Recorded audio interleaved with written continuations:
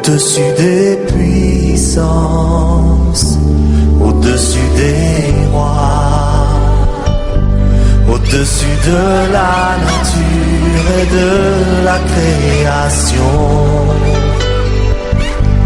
au-dessus de tous les plans des hommes sages. Bien avant le monde tu existais, au-dessus des royaumes, au-dessus des trônes. Bonjour, bien-aimés dans le Seigneur. Nous bénissons le Seigneur pour sa fidélité et la grâce qu'il nous accorde ce matin d'être présent, lui. Pour vous qui êtes là, c'est un privilège. Alléluia. Nous n'allons pas oublier de saluer nos très chers téléspectateurs qui disposent de leur temps précieux pour suivre nos messages vidéo. Bien-aimés, nous apprécions votre disponibilité et nous vous encourageons dans lancer. Alléluia. En ce matin, donc, par la grâce du Seigneur, nous voulons introduire notre méditation par ce cantique, le numéro 37, sur les chants de victoire dans les cieux et sur la terre.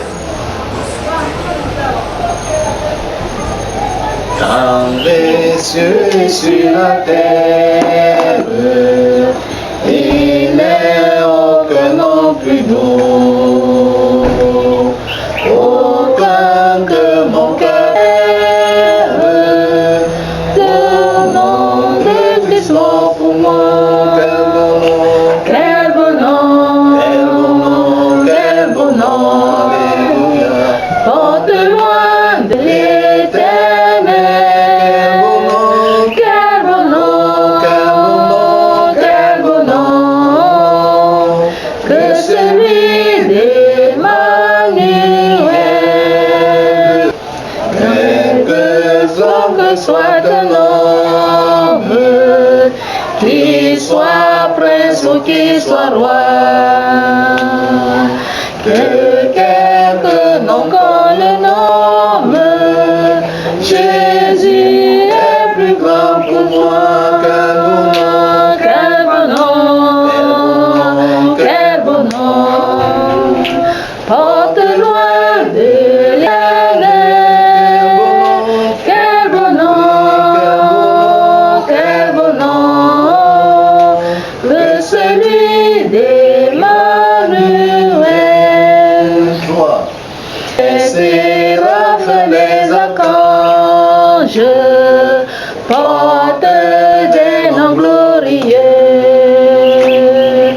mais le plus beau nom des anges, pourrais-tu me rendre heureux? Quel bon nom, quel bon nom, monte loin de l'éternel. Quel bon nom, que celui d'Emmanuel. Dans les Jésus soulage, il guérit l'esprit froissé, il ranime le courage du cœur le plus oppressé. Quel bon nom, quel bon nom, porte loin de l'éternel. Quel bon nom, que celui d'Emmanuel. Quel bon nom, porte loin de l'éternel. Quel bon nom, que celui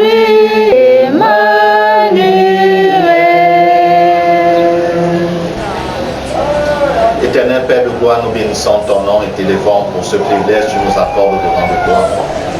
En ce moment, ô Dieu, où nous entrons dans ta parole, viens par ta grâce disposer nos cœurs par ton esprit, ouvrir notre entendement et notre compréhension, afin que nous saisissions, Éternel, ce qui nous est au Seigneur notre Dieu utile dans la marche avec toi. Que ton Seigneur soit élevé au nom de Jésus-Christ. Amen. Nous voulons donc, en ce matin, par la grâce du Seigneur, chuter ou clôturer dans ce thème que nous avons introduit il y a 2 dimanches. Nous parlons depuis lors de notre satisfaction n'est qu'en Jésus-Christ. Alléluia. Celui-là ou celle-là qui s'est tourné résolument vers le Seigneur Jésus-Christ après avoir entendu le message de Dieu, l'interpellation de Dieu, comme le prophète Isaïe avait crié en ce jour, s'adressant au peuple d'Israël et l'invitant aux eaux à venir, que celui qui a soif vienne et boire. Alléluia. Celui qui a faim vienne et manger. Vienne et mange sans argent. Alléluia. C'est l'invitation que Dieu lance à chaque être humain. Pour que celui-là ou celle-là vienne, et quand Dieu, par le moyen de son Fils Jésus-Christ, puisse trouver cette satisfaction dans chercher.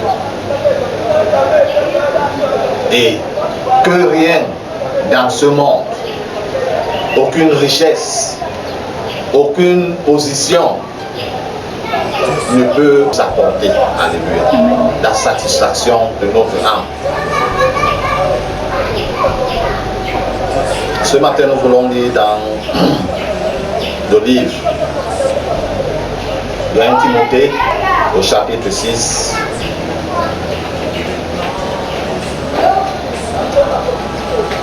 Nous commencerons notre lecture au verset 6 et nous descendrons jusqu'au verset 10. 1 Timothée, chapitre 6, verset 6 au verset 10. Dans ma version, il est écrit: la piété est pourtant une grande source de profit quand on se contente de ce que l'on a. En effet, nous n'avons rien apporté dans ce monde et il est que nous ne pouvons rien en apporter. Si donc nous avons de la nourriture et des vêtements, cela nous suffit. Verset 9. Quand ils veulent s'enrichir, ils tombent dans la tentation et dans un piège et dans une foule de désirs et nuisibles qui plongent les hommes dans la ruine et provoquent leur perte. L'amour de l'argent est en effet à la racine de tous les maux. Ainsi livrant, certains se sont égarés loin de la foi et se sont infligés eux-mêmes bien des tourments. Ainsi, s'adressant à son fils Timothée au travers de cette lettre, et plus particulièrement cette portion que nous venons de lire, l'invitait à comprendre en effet ce qui est essentiel dans cette existence. Amen. Parce qu'en effet, la course pour la richesse, pour le positionnement, pour l'honneur, pour la gloire et toutes sortes de renommées amène les hommes à faire tout et même quelquefois des choses très horribles, très abominables. Parce qu'en effet, dans ce monde dans lequel nous sommes, il y a Dieu qui a établi ces lois, mais de l'autre côté, l'adversaire de Dieu qui a établi aussi les siennes, qui sont en opposition directe à celle de Dieu. Alléluia.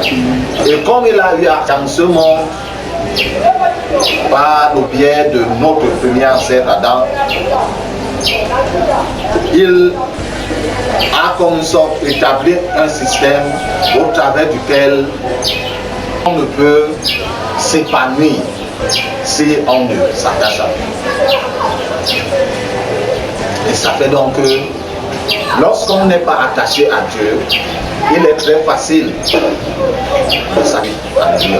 Parce qu'il a établi ce système pour entraîner ton nom à l'égarement.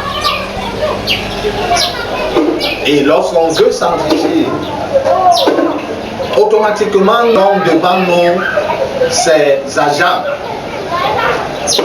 qui vont nous suggérer telle ou telle voie. Alléluia. Je ne veux pas aussi dire qu'il n'y a pas de gens qui s'enrichissent honnêtement, c'est vrai, alléluia, mais ils sont très peu. Amen. Parce qu'en effet, nous sommes dans le champ de bataille. Soit c'est Dieu qui t'enrichit, soit c'est l'adversaire de Dieu qui t'enrichit. Donc ceux qui sont au milieu là, non. Là, au milieu, ça me trouve très mal. Pourquoi? Parce que le système des choses établi un contre toi. Si c'est un simple petit commerce que tu veux ouvrir dans ton quartier, tu veux vendre les bonbons, les biscuits et tout. Si tu n'es pas connecté à Dieu, automatiquement tu dois être connecté à la personne de Dieu. Sinon, ton commerce, là, ne va pas marcher. Quelqu'un même qui ne fait pas ce commerce, n'est même pas dans ce même champ, va être un opposant. Pourquoi est-ce que tu es en train de vendre? Pourquoi est-ce que tu veux avoir également un 5 francs de plus dans ton argent? Donc, ayant établi ce système, facilement, il entraîne les gens dans son embrigadement. Et l'apôtre Paul, dont était Timothée, voulait lui faire comprendre que la piété est une très grande source de gain. Bien entendu, ce n'est pas un gain physique, financier, matériel. Alléluia. C'est un gain spirituel. La crainte de Dieu, le respect des choses de Dieu est une source de gain. Lorsqu'on craint Dieu, Dieu également se dispose vis-à-vis de nous. Et il est celui-là, comme la parole de Dieu nous dit, qui enrichit, même financièrement. Aussi longtemps qu'il voit en nous cette crainte, que même s'il nous met dans nos mains des possessions financières ou matérielles, nous n'allons pas lui tourner le dos, il va les déposer. Parce qu'il sait que nous en utiliserons pour sa gloire. Et l'apôtre Paul lui disait, mon fils, nous n'avons rien apporté dans ce monde. Quel enfant est-il né avec la couche? Prenons seulement, il est sorti du sein de sa mère avec la couche. Il n'y a aucun. Alléluia. On apprête parce qu'il est en train de venir ou elle est en train de venir. On met les vêtements lorsque l'enfant naît. Et par la suite, du temps grandissant et tout, il commence à amasser tout ce qu'il peut amasser. Il est également évident que nous n'en emporterons rien. Nous n'en emporterons rien. Si oui, le dernier habit qu'on nous met, et on nous met dans un cercueil. Donc on même, il n'y a pas de cercueil, on l'emballe comme ça dans le drap, on remet la poussière. Pourquoi dépensons-nous toute notre énergie dans la recherche des choses passagères? Alors que celles qui sont éternelles sont à notre disposition. Sans argent. Alléluia. Le Seigneur a dit, venez à moi, vous tous qui êtes fatigués et chargés, et je vous donnerai du repos. Il n'a pas dit de poser une certaine condition. Si oui, la foi en lui. Et même cette foi en lui, elle ne vient pas de nous-mêmes, elle vient de lui. de sa parole. Alléluia. Qui crée la foi en nous et nous met dans la disposition pour pouvoir nous attacher à lui, l'aimer et suivre ses voies. C'est vrai, l'effort sera de nous séparer du mal, du péché. C'est pour ça que bon nombre fuient Dieu et vont s'attacher. D'autres disent donc, je ne suis ni du côté de Dieu, je ne suis ni du côté du diable. Mais il n'y a pas de milieu entre les deux. Alléluia. Amen. Dès qu'on déclare son indépendance vis-à-vis de Dieu, on a proclamé sa dépendance vis-à-vis du diable. Quand ou pas qu'on le comprenne ou pas. Il nous dit que ceux qui veulent s'enrichir se mettent dans toutes sortes de... Parce qu'en effet, même si on est dans la foi et on lance dans cette course de vouloir s'enrichir, on va commencer à vouloir s'enrichir d'une bonne manière. Mais à cause de l'opposition et du système que le diable a établi, il va nous tendre des pièges. Il va nous amener des partenaires qu'on va penser que ce sont des partenaires, ce sont plutôt des hameçons. Et nous savons ce que les pêcheurs font souvent. Les pêcheurs de poissons. Personne n'a jamais lancé sa ligne avec la maison nue dans l'eau. Le poisson va voir quelque chose qui brille, il va s'enfuir. Mais on met toujours la part. On enfonce la maison dans la part. Et lorsque le poisson avale la part, c'est plus tard qu'il se rend compte qu'il est piégé. C'est de la même manière. Il va amener qui vont nous proposer des affaires avec un très grand bénéfice. Et c'est plus tard qu'on va se rendre compte qu'on a été piégé. Et lorsqu'on entre dans le piège du diable, n'en sort pas qui veut. Alléluia. N'en sort non plus qui peut. Si ce n'est pas la main tendue de Dieu pour te sortir de là. Et donc que ceux qui se sont engagés dans cette activité se sont fait quoi? On perd la foi. Je ne veux pas ici dire, ou la parole de Dieu ne veut pas ici nous dire que de ne pas être actif ou actif, alléluia. Mais que ce ne soit pas là notre priorité. Oh, je veux à tout prix devenir millionnaire en tant qu'enfant de... Je veux à tout prix devenir milliardaire. Oui, Abraham a été béni, Abraham a été ceci, Isaac et tout, ils ont été bénis. Est-ce que c'était là leur priorité, bien-aimé? C'était pas là leur priorité. Leur priorité était de connaître Dieu davantage. Leur priorité était de craindre Dieu davantage. Leur priorité était de marcher davantage dans les voies de Dieu. Et Dieu donc maintenant qu'ils savaient qu'ils ont de ce contour matériel tout autour de leur en donnait. Alléluia.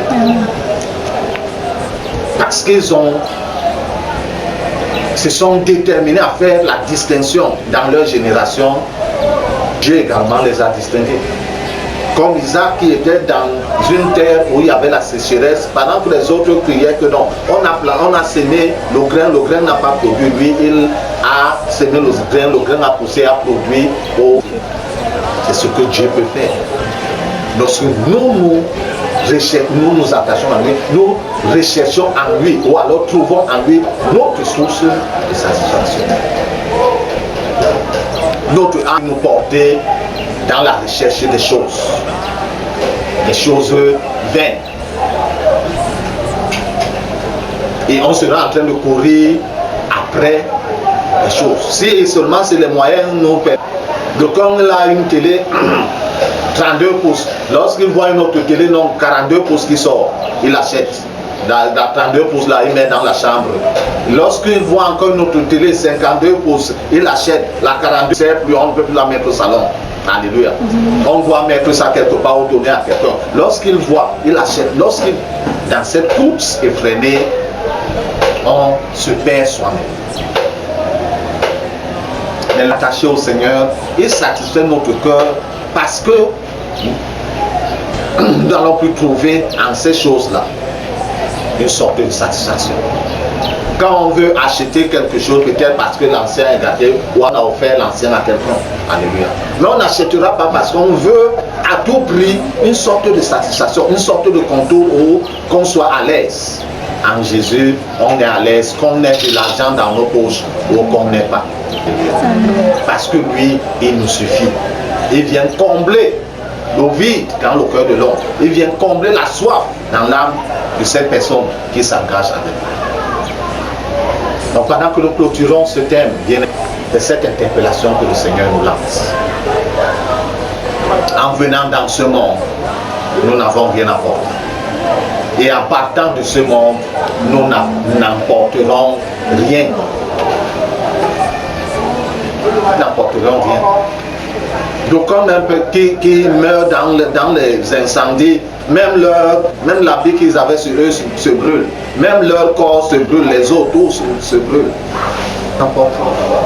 Donc comme qui meurent, bon, on les enterre. D'autres même dans certaines régions, selon leur culture, dès que tu meurs là, on ne te met même pas dans la chambre froide.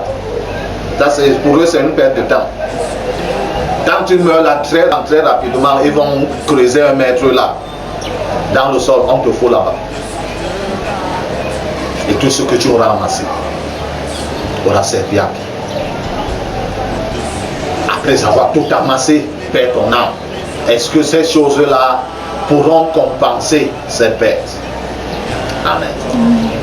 Donc pendant que nous continuons à vivre, ramenons notre regard vers celui-là seul qui combler nos cœurs.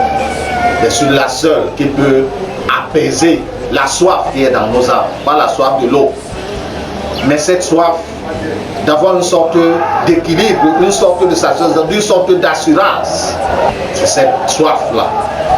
Et notre âme crie non pas seulement par rapport à cette courte existence, mais par rapport à l'existence à venir, éternelle. Mais seul Jésus-Christ peut nous combler tant par rapport à ce temps que par rapport au temps à venir. Que sa sainte parole dans nos cœurs, surtout et surtout que nous puissions la garder et la mettre en place. Seigneur des Seigneurs, Père éternel, Dieu de grâce et de fidélité, nous te bénissons, t'élevons pour ta parole que tu nous as. Notre roi et notre Père, pour cette personne, ô Seigneur, que ce soit une personne avancée en âge, que ce soit, ô Dieu, un adulte, que ce soit, ô Dieu, un jeune, que ce soit un adolescent, et même un enfant auprès de ses parents, là, Seigneur, notre Dieu, ce message vidéo. Toi de gloire, je présente cette personne devant de toi. Et pendant ce temps, oh Dieu, par ton esprit, tu amènes la personne à mieux comprendre, à mieux saisir, Seigneur notre Dieu, la pensée de ta parole, à la garder, Seigneur des Seigneurs notre Dieu, et à la mettre en pratique au Père Tout-Puissant au nom de Jésus-Christ. Je prie également au Seigneur de fidélité, à cause de ce temps disposé, Seigneur, tu puisses étendre ta main, Père de grâce, pour fouiller la vie de cette personne, pour scanner les aspects de la vie de cette personne, oh Dieu, où l'ennemi a étendu sa main, Seigneur notre Dieu, pour accomplir ses œuvres de destruction. Père éternel, que tu démantèles chacune des œuvres au nom de Jésus-Christ. Quel que soit, Seigneur notre Dieu, la profondeur, où, Seigneur Dieu, l'ennemi, Seigneur Dieu, doit s'être infiltré pour nuire à la vie de cette personne. Père éternel, que tu mettes à nu les œuvres de l'ennemi, ô Dieu. Et que, Seigneur, de voir par ta main puissante, ces œuvres soient également brisées au nom de Jésus-Christ. Seigneur, Père Tout-Puissant, qu'ainsi, Seigneur, tu apportes au Père éternel, notre roi, le relèvement dans la vie de cette personne.